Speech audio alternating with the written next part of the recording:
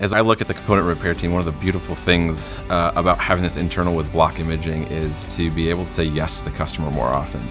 When you look at the parts that we get back that are requested, many of them are repairable, whether it's through a cosmetic condition or board level that's there.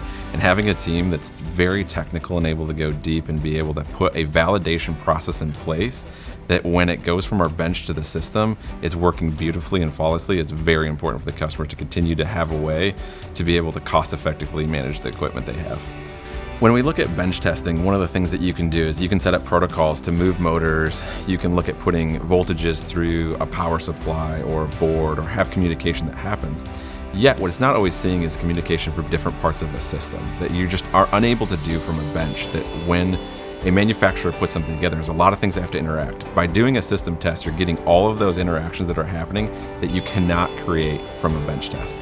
Because every part that we repair has to have a validation process, we are able to measure and ensure that it is working to the specifications that they need to.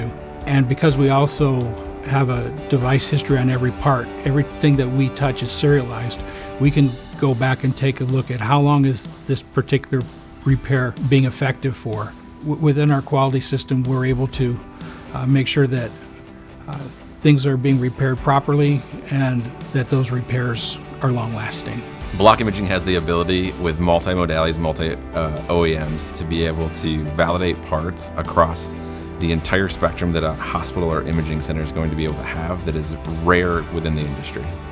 When an organization invests in the repair department like we have, it continues to make the engineering a better quality and deeper understanding of what's happening with each part. When you have that, being able to get technical support goes to a new level.